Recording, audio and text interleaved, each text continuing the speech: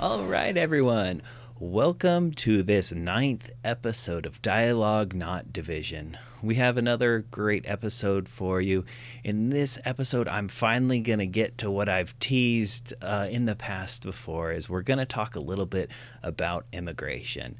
No, we're not going to talk about whether or not there's a current immigration crisis at the border, whether we want to label it that or not. That's been one of the big things going on in the news. I didn't want to talk about that specifically, but I did want to get a little bit into the stats about immigration, as that's a current topic right now. I mentioned this a couple episodes ago that I started looking into it, and it was very interesting. As I tried to dig through some of the stats, and I wanted some more time to go over and look at it. I did spend a little bit more time, but really what I wanted to do is kind of jump right into it and show you what I was seeing and just kind of try to take an objective look at it and go over a little bit of the stats today. In addition to that, we are going to talk a little bit about Meghan Markle coming out as some of her difficulties. She was on a show there with Oprah. If you don't know who she is, she's an actress that married into British royalty. They left royalty, and they kind of had a conversation with Oprah about several things, and one of those was about suicidal thoughts. And I wanted to just cover my opinion on that. We're not going to dig super deep into stats or anything like that, but I did want to share my opinion just because I've been seeing some kind of nasty things going on. So starting off here, I did want to take a look at the immigration issue, and one of the things that one of the first things I saw when I looked over this, and this kind of sums up the topic, is this lovely article here. It says, "How to Win an Argument Over Immigration." And I wanted to just cover this real quick because I thought this is an excellent example of how not to win an argument. First off, I wouldn't start it with an argument. Maybe a debate or a discussion might be a little bit of a better topic for you, or a way to frame that. But I wanted to look at this and just show some of the things that this was talking about here. It goes over kind of some of the main points, and I thought it was quite interesting. So it says here, at first it goes, when they say immigrants take American jobs and lower wages, just say this. No, one study here went and showed that they don't. So we'll get into that in just a wee bit, but not a whole lot. And when they say immigrants bring crime to our country, show them that immigrants actually commit fewer crimes on average. And then when they say immigrants take advantage of our welfare system, it says, no, they actually pay more. And here it shows one source here, and it says that they pay as much as $90 billion in taxes, but receive just $5 billion in benefits. We'll get into that as well. And then when they came here illegally, it's unfair for them to jump the line over potential immigrants. They actually don't really address this point. Otherwise, they just say, well, the people that are coming here illegally, most of them are desperate. And we'll get into that a little bit because that's actually a fair point. And then when it says, well, the child separation or the kids in cages, it's not Trump didn't start that. It's been in practice for years. And basically their defense for that one is, well, yeah, it was started under Obama, but he didn't do it as bad as Trump. Trump did it worse, which this argument doesn't age very well currently because there's quite a few, and this is going on quite a lot under Biden currently. In fact, I believe it's record numbers currently. So I wanted to just show this real quick as we talked about immigration. This is a perfect example of how I think a lot of times people in their argument, they try to reframe the argument and not actually address it. Another thing I saw that kind of prompted me to create this video in today's episode was I believe it was a PragerU video, one of those videos where one of their people goes to college campuses and asks questions of people. And they asked them if they thought a wall was racist, and the answer was yes. And they asked them a few things about the wall and different things like that. And basically then the person ended up saying, well, I believe in the wall, but I want lots of immigration. I just want to make sure that we keep people that are evil out. Do you still think I'm racist? And the person's like, well, when you frame it like this, you're racist because there's a wall. It was kind of funny. I wouldn't I wouldn't say that that's indicative of most people or how they think, but I thought it was interesting the way it was framed and just how this negative stereotype of the wall and how bad it's racist and immigrants and how anti-immigrant a lot of conservatives are, at least, or how they've been painted. And that's what the first thing I wanted to cover is the reframing of the argument, for the most part. What happens is, of course, the big thing that's going on lately with Trump or anything before, there was the Build the Wall. There was a lot of talk about immigration reform, or more on that side, tightening down on immigration, how illegal immigrants cost the country a lot of money, how sometimes they brought in crime, things like that. And what I'm seeing as I go through is there is a lot of look, just like in that article where they say, well, when they say immigrants do this, tell them that no, immigrants don't. Or when they say illegal or undocumented immigrants, say no, immigrants don't. There was a lot of this reframing of the discussion to, instead of being about immigration and illegal immigration, it was only about immigration.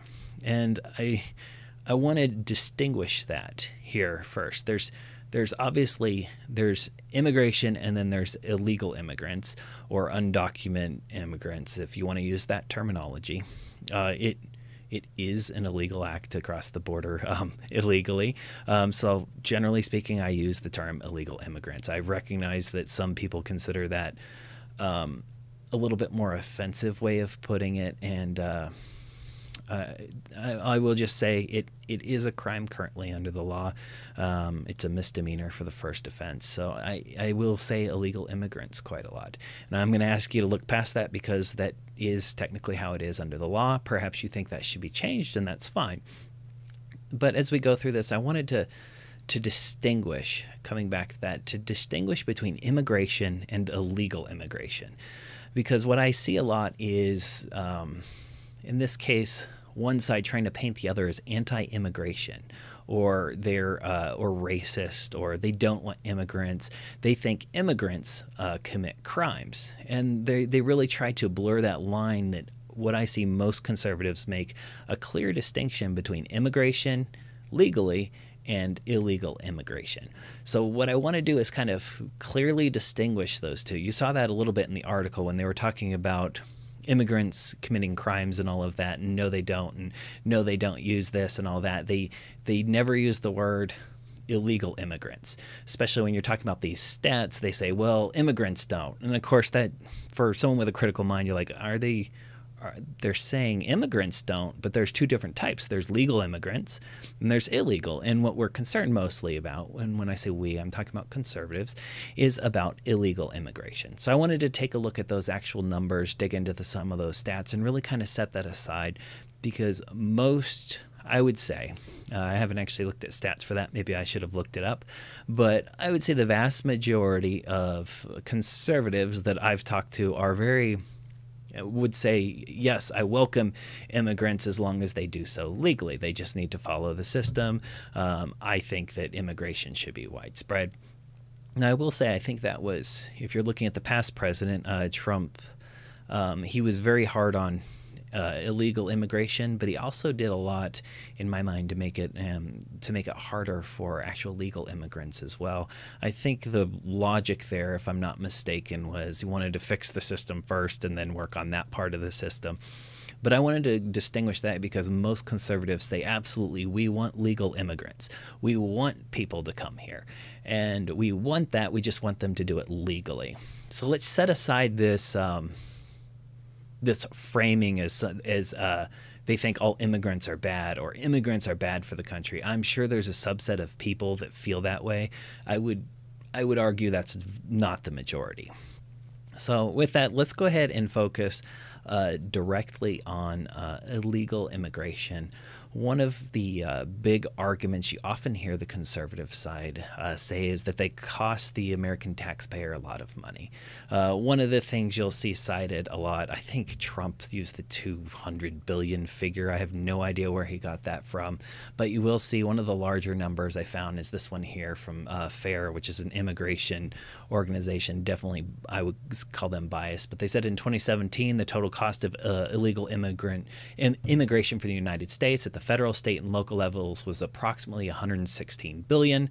What they said there was about is that there was some revenue paid in. About 19 billion was paid in from illegal immigrants into taxes and all of that. But what they did is they subtracted that from the overall cost they found of 134.9 billion to come up with that 113 billion number. As I mentioned here, this organization is quite clearly has an agenda. I believe they are a nonprofit, but they're definitely pushing for stricter immigration reform. This is the graphic that they showed here is how they calculated it. So it's about a 45 billion cost there, and then almost 89 billion for state and local costs, and then they put that total national cost at 134 billion. And then of course they put here the federal and state taxes paid. They had about 19 billion there, and they came up with 116 billion was their estimated negative impact, and that's quite large. And you'll see there hear that number quoted a lot when it comes to conservatives arguing for immigration reform or stricter policies against illegal immigrants, getting them out of the country, things like that. I wanted to go ahead and acknowledge, as I said, that organization definitely has an agenda. Exactly how they did their methodology, all of that is definitely hotly debated. Many people think that's a gross overestimation.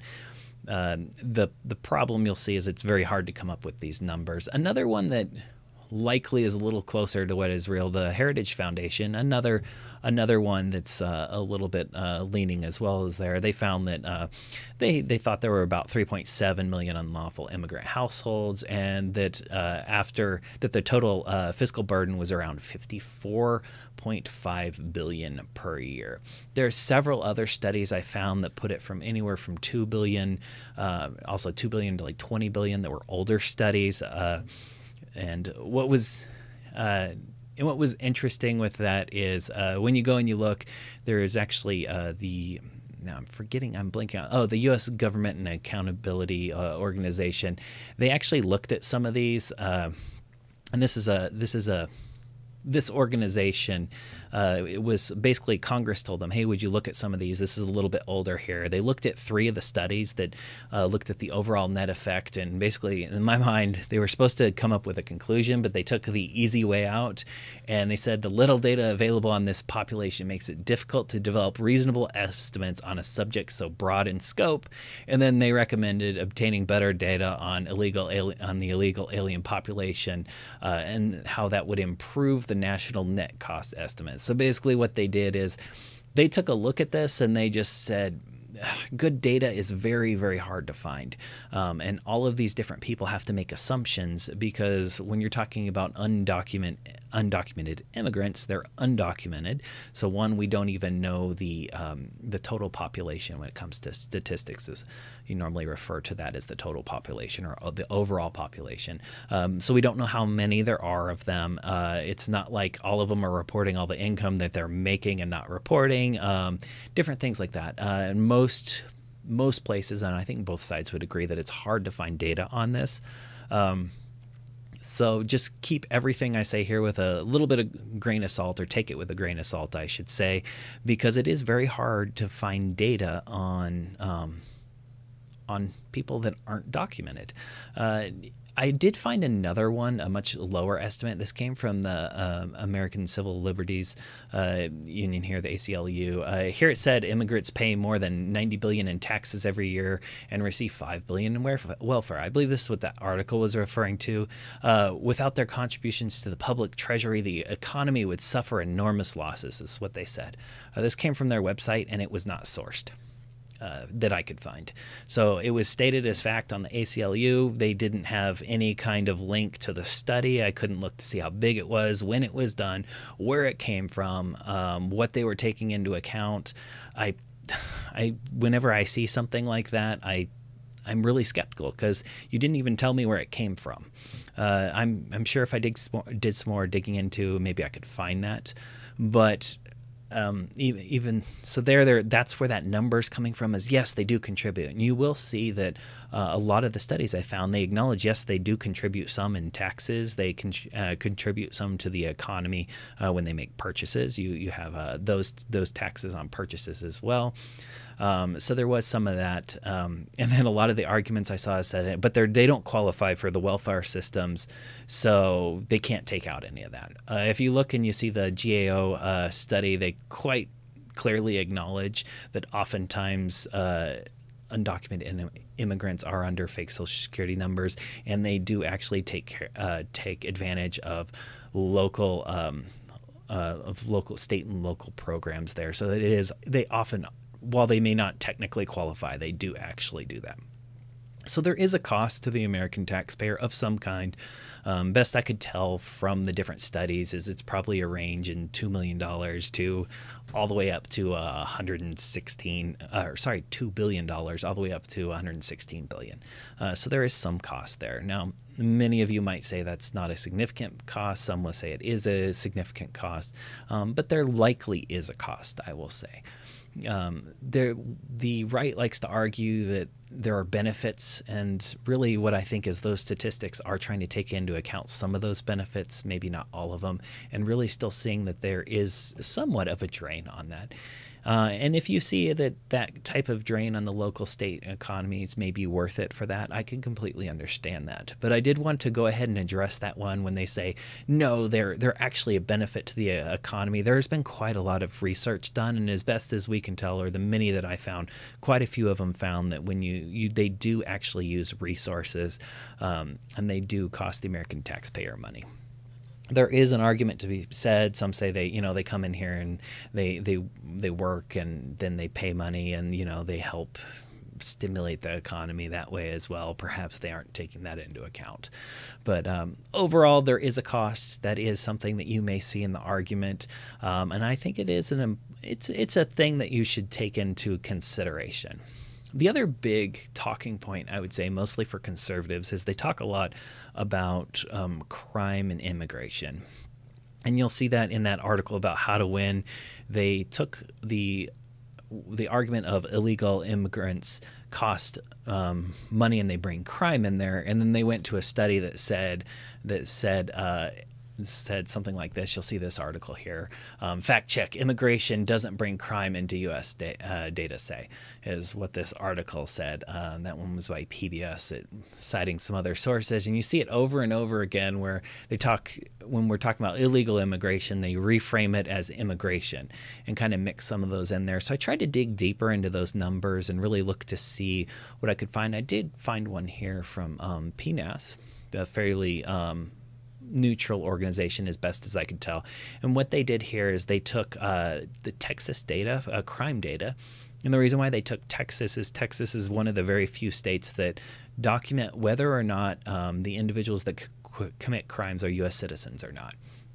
And what they found for violent crime was, and I believe this is adjusted, per 100,000 persons, 213 that were U.S.-born citizens commit violent crime, 185 that were legal immigrants. So you'll notice that's lower. So legal immigrants in this case committed lower amounts of crime than U.S.-born citizens, and even lower than that was undocumented immigrants. And that holds true as you move through their chart. They also talked about property crime, and it's that same thing there where you're seeing that natural-born citizens commit crimes at a higher rate than either both legal and illegal immigration. Same with drug violations. The only one where they show legal immigrants are committing more was traffic violations, was slightly higher. And then second was U.S. born citizens. And then a third, the lowest one, was undocumented immigrants. So I did find this study. I found it to be fairly good, and it backs up the fact that kind of what some may say is common sense, especially those on one side, is that undocumented immigrants generally, for common sense reasons, I would say, try to avoid encounters with law enforcement. Probably, I would guess, for fear of being deported or getting into trouble. So they normally don't commit crime at the rate others do. And so really the stats do bear that out, and I wasn't able to find a lot that showed the other side, really, when it comes to research. Again, it's very hard to get data. The reason why Texas was used is because Texas is one of the only ones. And one of the articles there, I think it was that PNAS article, it was the same one that said, hey, I wish more states did this, because then we could actually see this data and we could address the issue, or we can define if there is a problem or if there is not a problem. But with that, moving on, one thing to watch out for is you'll often see this figure cited. This is a 2018 justice.gov. So the Justice Department put 64% of all federal arrests in 2018 were of non-U.S. citizens. It's a big old headline from one of their press releases. You also see it quoted in articles, things like that. They talk about that 64%. And what they're trying to say there is it's non-U.S. citizens are the vast majority of the arrests, and it's been going up in recent years. And when you dig into the data there, it's quite clear. And I believe even in that article, if you go further down in that report, it clearly says that 95% of that increase is directly due to ramping up enforcement of immigration rules. So a lot of that uptick, or a lot of those arrests, are just people that came into the country illegally, not necessarily violent crime and other things like that we're talking about. So if you see a figure like that, I would definitely look into it a little bit more. One of the very common conservative people use that figure, and when you look into it, I don't think it quite bears out, because the vast majority of those federal arrests are just because they're enforcing that law that exists, and which you can say that's fine, but don't act like that proves that they're committing this high rate of crime. I wanted to bring that up, so watch out for some of those figures like that. So what I am seeing from the research I did was that they do commit crimes at a lot less rate. So when you hear people talking about illegal immigrants coming over and committing crimes, just know that that's not incredibly widespread, that it's bringing that kind of a crime over. Moving on, since one of the things that sparked this was the border, I do want to say that I definitely have some biases here when it comes to borders. I worked in the military. I worked security for 6 years. I definitely did security around a border, a perimeter, a fence. They talk about, we would talk about fences being a legal and physical demarcation of territory. We had fences around the military installations, a lot of that. So when it talks about the wall or something like that, obviously many places have borders. We'll put it that way. Whether or not you believe in open countries or not, or allowing anybody to come in, the mere fact of a border, in my mind, doesn't make anything necessarily racist. It just means that you have a right to legally and physically demarc your territory from somebody else's. And even the UCLA said, we respect that the country has a right to decide who gets to come in and who doesn't. They just should enforce that in a way that's fair and ethical, is what the UCLA page I found said. They said, yeah, absolutely, we respect that countries have that right. Now, if you want to argue for open borders, that's a different story. What I will say is when I looked at the borders, most of this was not necessarily for the wall, but when it comes to entry points, you take a look here. If you're one that's against drugs, not everyone is, you can look here and see it talks about the different years and the basically the drugs seized by weight in pounds. We're talking about nearly 500,000 pounds of marijuana in 2020, which of course lots of states are legalizing that. Meth, it was over 160 77,000 pounds in 2020 that were seized.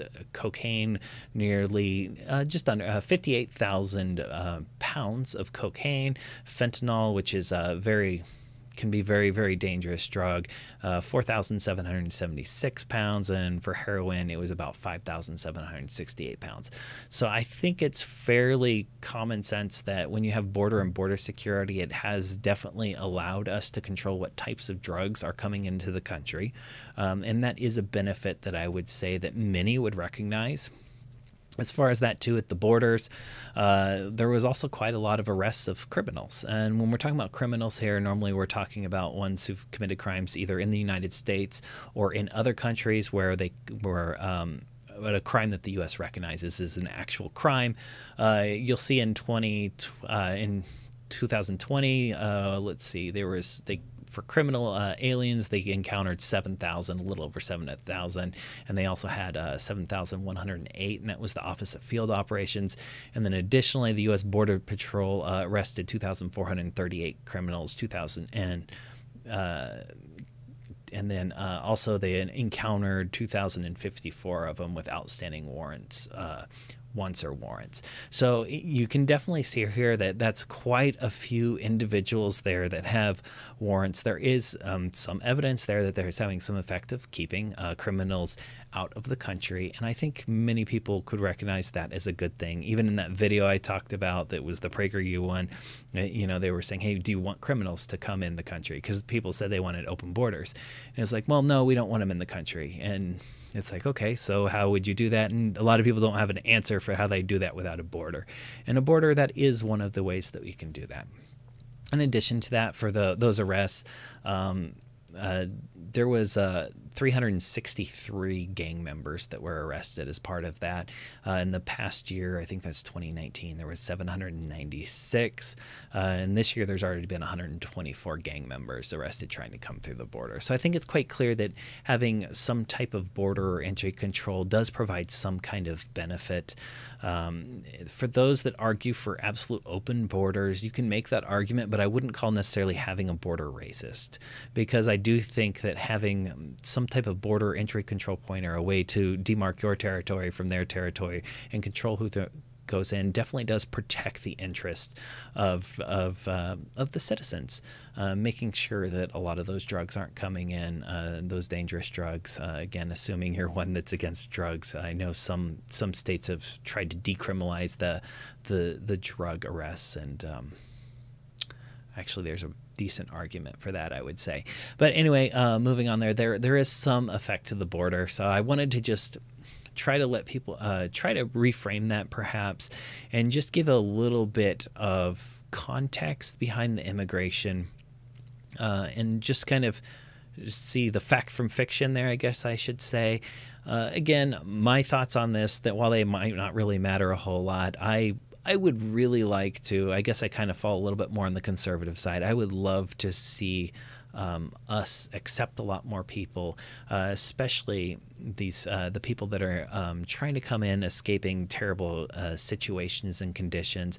I definitely would like to see us accepting more people when coming in for that. I think immigration is a fantastic thing. I think many conservatives would say legal immigration is a fantastic thing.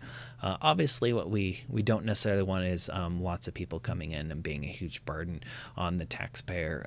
But at the same time, we do want America to kind of remain the place where the giant melting pot, where immigrants can come in, where we can mix cultures and learn from each other. So I would like to see a lot more of that. I still am a proponent, I would say, of strict control of that, and to try to control a lot of that and have the legal immigration take precedence, but also expanding the amnesty as well. That's my personal opinion, based off of some of the facts I saw. Some of them didn't quite back up what I might have believed before, and I thought that was a great time to take a look at some of the things that I thought and just evaluate that. So I'd love to hear your thoughts. If you'd like to leave a comment about that, if I missed a big fact, or if you felt like I didn't cover something, let me know. And yes, that is what I have for immigration. Another thing that happened that I did want to talk about is some Meghan Markle and her husband. As I mentioned before, they went on Oprah and they talked about some things here. You'll see this article header here. Prince Harry, I believe, and Meghan detail royal struggles from discussion of baby skin tone to suicidal thoughts. Normally I wouldn't comment on anything at all like this because I don't follow pop culture much and I don't really care about British royalty. I don't care about most things that's not politics. I'll follow some pop culture, but I don't get into huge celebrity followings or anything like that. But I was watching some shows, and both in the comments and even the way some of the conservative figures address this, I didn't like, so I wanted to kind of speak out against it. A lot of what I saw was because Meghan Markle is a famous actress, married into royalty, has a lot of money, I believe she became a princess over there because she married Prince Harry. They ended up having some struggles there. They left the royal family. I think they moved to Canada, if I'm not mistaken. Again, I don't follow it quite like I should. But because they have a lot of money and a lot of fame and a lot of different things, when they found out Meghan's talking about suicidal thoughts, there was just so many mean comments I saw. And just comments about, oh, difficult life being a princess, going from a princess, trying to get all this attention, and, oh, it must be so hard. And even some of this was coming from one of the figures has admitted they've dealt with depression. And I imagine he's not terribly poor either. And I just thought it was a terrible thing to say, or that sentiment of just saying, oh, because they're rich, they're not allowed to struggle or to talk about certain struggles they have, including suicidal thoughts.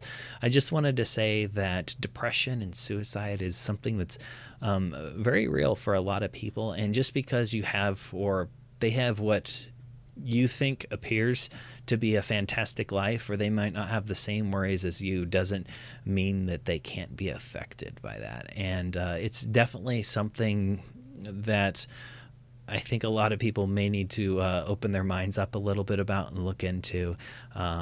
Anybody can suffer from depression, although the research I did see specifically for suicide, I believe 70% of suicides were lower and middle class. So it was quite majority of them. They definitely do have more stressors. But just because your life looks fantastic on the outside doesn't mean that you can't be suicidal. And I think to treat somebody that comes out that says that poorly shows poor character, in my opinion. You can't dismiss somebody just because of that. Now, you could say they're trying to seek attention or stir up drama for some of the other things if you wanted.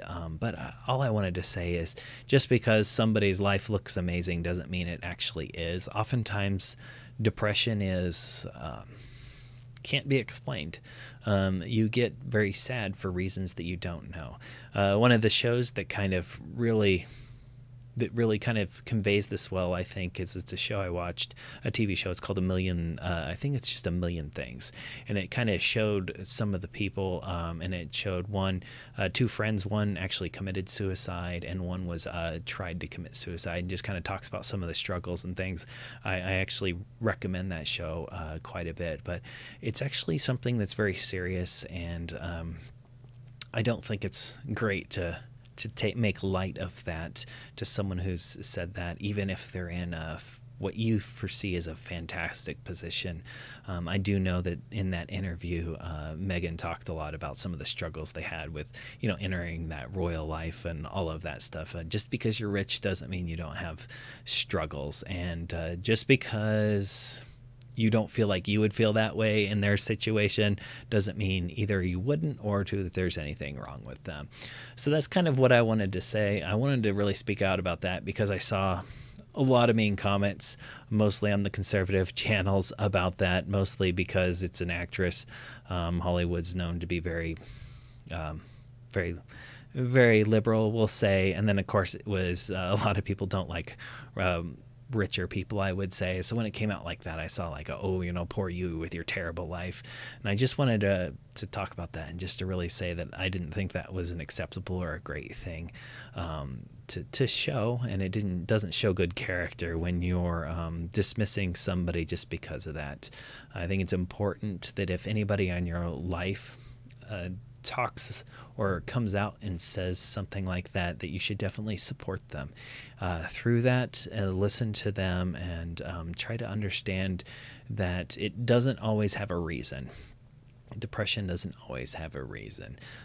So anyway, I didn't want to end on such a down note, but that is the final thought that I wanted to do. Again, feel free to send me your comments, and I will talk to you next